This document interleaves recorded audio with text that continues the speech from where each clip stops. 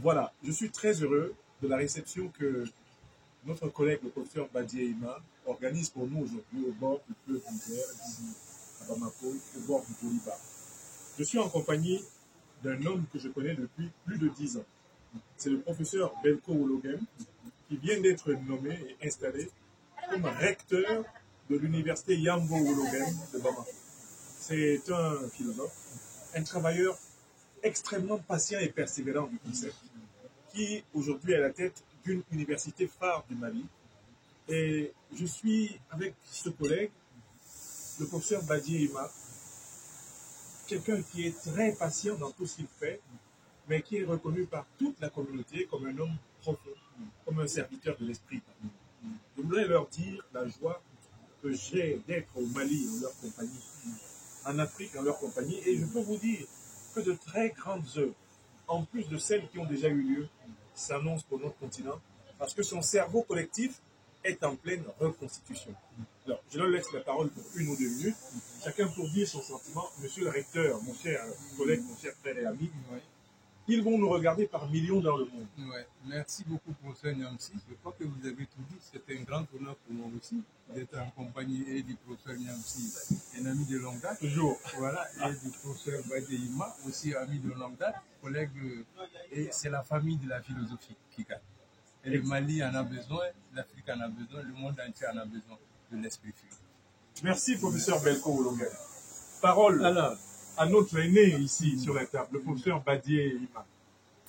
Merci, professeur Franklin. Mais le recteur que vous voyez, il fait partie des premiers Maliens qui m'ont accueilli au bord du Bolivar. Incroyable. Le 1er janvier 2012, quand j'ai mis les pieds ici. Alors, c'est toujours un plaisir et un bonheur que de le revoir. On se voit assez régulièrement. Et très généralement pour le travail du concept. Eh bien oui, la patience du concept. La patience du concept. Alors, professeur Franklin, on s'est connus, on a cohabité de manière ontologique avant de se rencontrer. Oui. Je pense que c'est la deuxième fois. Absolument. Et une première fois brièvement à l'occasion du forum de Bamako et à l'hôtel Salam. Et des liens très forts avec lui, du côté du Cameroun, Oui. où je co-préside avec son compatriote, l'abbé Dr Mamakom, la revue philosophique Bantou. Et ils ont publié ce beau livre qui rassemble beaucoup de contributions ensemble. Et il y a beaucoup de choses à venir pour Voilà. le continent africain. Mais vous savez, les idées ne meurent jamais. Les idées ne meurent jamais. Les idées panafricanistes chez Cheikh Anta Diop, je crois qu'il était encore étudiant, secrétaire général des étudiants. La paix. Oui, des étudiants RDA d'abord. Secrétaire général des étudiants RDA, quand il a commencé à peaufiner ses premières lignes panafricanistes. Merci beaucoup. Et que dire de Nkrumah?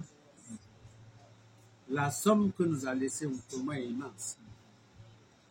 Professeur Wologem, et professeur Franklin, et moi-même, nous vous donnons rendez-vous à peu près dans 3 mois. Avec un volume Avec un volume de la dimension du devenir de l'Afrique que vous avez sous les yeux. en l'honneur de Cheikh Anta Diop et de Kwame Nkrumah. Merci. Merci. Vous pouvez couper.